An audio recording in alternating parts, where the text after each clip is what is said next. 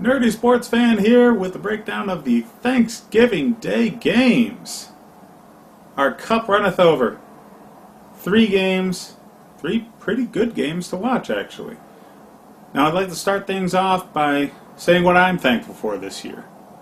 I'm very thankful for the Yahoo Sports app and for Amazon Prime carrying Thursday games this year. It's made it possible for me to actually watch games, as I am too cheap for other means of watching football. Outside of that, I have had great access on NFL's Roku app to highlights and post-game interviews, as well as access via Yahoo Sports app and Yahoo Fantasy Football. So very thankful for all of those organizations bringing me the much needed fix of fantasy football and actual football this fall. Now let's kick it off with the first game. We had the Lions versus the Bears. As expected, the Bears defense was awesome, and the Lions can't get out of their own way in big game situations. This was really their last gasp effort at making the playoffs, doing some damage in their division, and man, they wasted their best opportunity.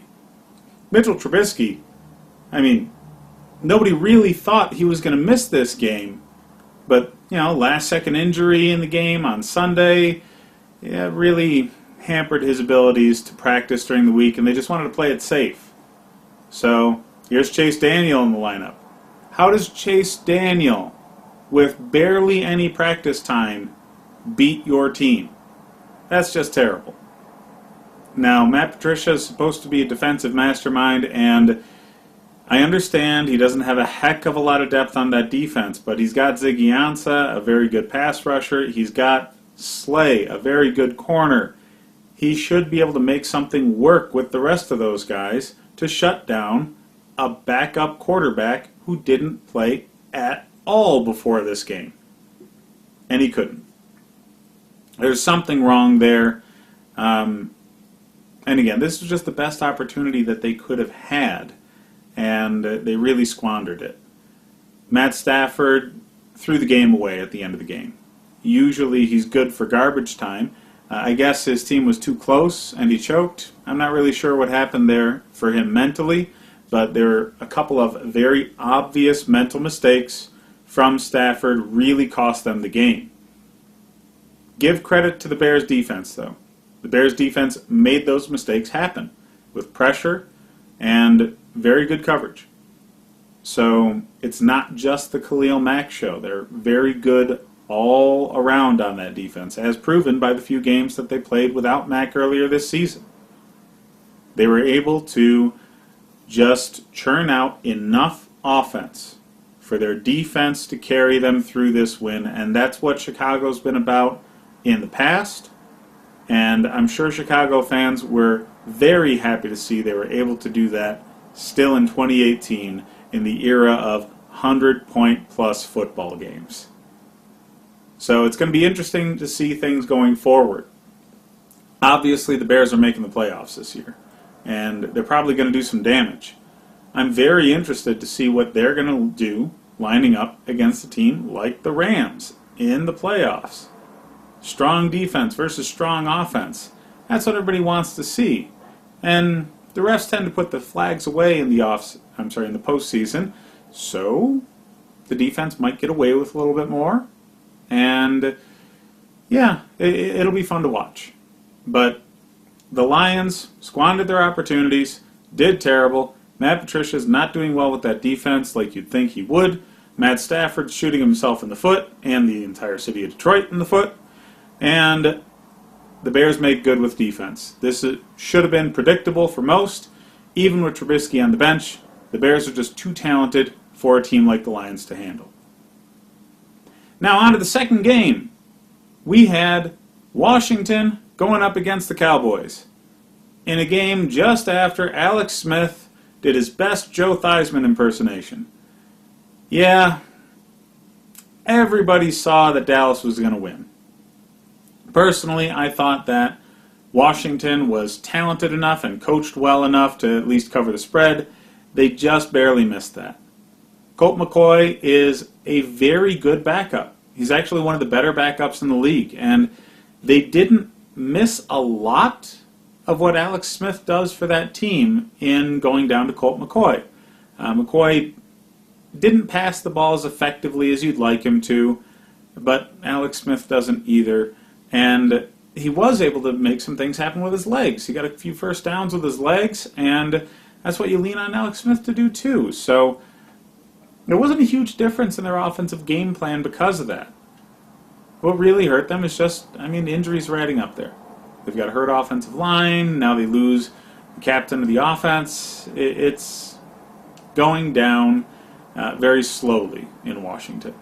Now they still have an extremely talented defense that really kept them in this game.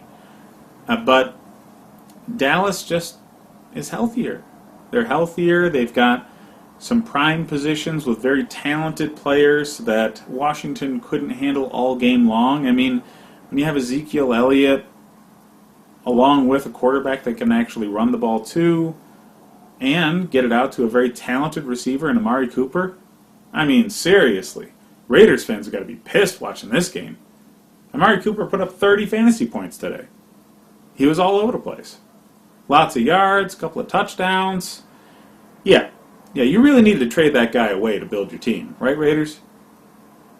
But yeah, business as usual. The team that's not hurt late in the year usually wins.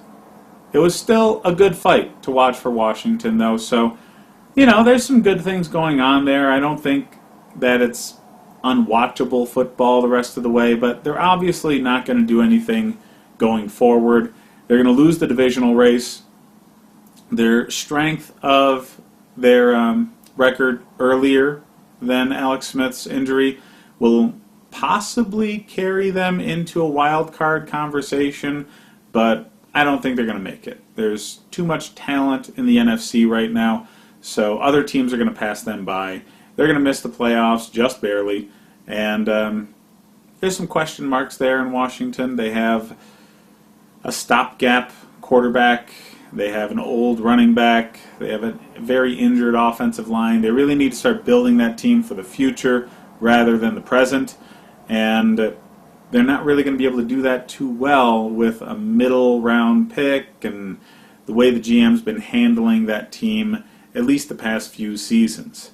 Dan Snyder's got to really just figure out that you need the team to bottom out. And they haven't done that.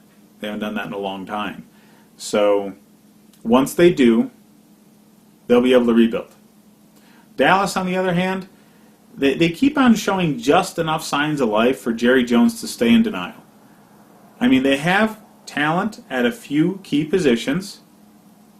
A few positions are injured. They have Tyron Smith and I forget the other offensive lineman's name now, but they have some very talented offensive linemen that are injured that, takes them out of the conversation for best line in the league like they usually are in.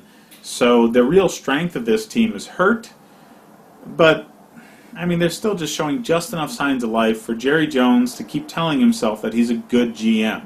He's not. He's just gotten lucky a few times. And they're not talented enough to get over the hump. That's the issue here. They're talented. They have some all right coaching. They've spent more than enough money on coordinators to get the cream of the crop in positions like defensive coordinator and offensive coordinator to really keep that coaching staff afloat. And they've got fantastic facilities. Everybody knows about that. So they're great in all the areas where you can throw money at it to fix the problem. But you can't throw money at picking the right talent, creating a culture. And that's where they're lacking. So they're going to be just good enough to be just bad enough to not do anything serious. They'll make the playoffs because Alex Smith got hurt, and they're not going to go anywhere in the playoffs. But, it'll be the same next year. Don't worry, Dallas fans. Lastly, we had Atlanta versus New Orleans. Now, on paper, these teams looked like it should have been a pinball machine for offensive output. But, yeah, the Falcons have Matt Ryan and Dan Quinn. looking across onto the other side of the field at a good coach and quarterback combination. Sean Payton and Drew Brees are a machine together. They set up an offensive game plan that was perfect for the defense that Atlanta wants to play and just dismantled them. Now, Dan Quinn's a former defensive guy. They want to take your top target out of the passing game. They want to key in on your top running back. Kamara didn't have his greatest game. Neither did Ingram. Neither did Thomas. But they still got trounced because Drew Brees knows how to throw people open. He knows how to get the ball in for a reception when somebody's covered. And because of that, receivers that you never knew the name of before today look like they were just clowning Atlanta defenders. So, again, that's what a good coach and quarterback combination puts together. On the other side, Quinn and Ryan, yeah, I don't know if it's lack of confidence, lack of preparation, bad practice reps. I don't know at this point. Matt Ryan's got all the talent in the world, and he's not using it well. He's got fantastic receiving threats. Even though you have Freeman hurt, I get it. You have Coleman. You have Ito Smith. I mean, there's a good enough running game to balance things out if you use it well. Now, much like Dallas, injuries on the offensive line. Both of their starting guards are hurt. So the center of the offensive line, the meat of it, I get it. That's a lot of where your running game comes from, especially between the tackles, obviously. But that's just an excuse. Really. I mean, how many years have the Patriots gone with subpar talent on the offensive line, or the Packers gone with subpar talent on the offensive line and done extremely, extremely well just because the guys that they do have know how to work together, and they happen to have a great quarterback who knows how to get rid of the ball on time, set them up in plays where they're not going to have to worry about the pressure. That's something you're not seeing out of Atlanta. And I don't know why. I mean, you have other teams in the league that have a lot of offensive talent, a lot of speed on the offense, and they're going to a very college-like system. You see the Chiefs, the Rams, are putting all sorts of motion to make sure that defenses are off balance. They're changing the positions of, put a tight end out at wide receiver, put a running back out at wide receiver, heck, put the quarterback out at wide receiver. Do anything you can to confuse the defense pre-snap. Put a lot of motion in things. Set them up. It's a chess game now on offense.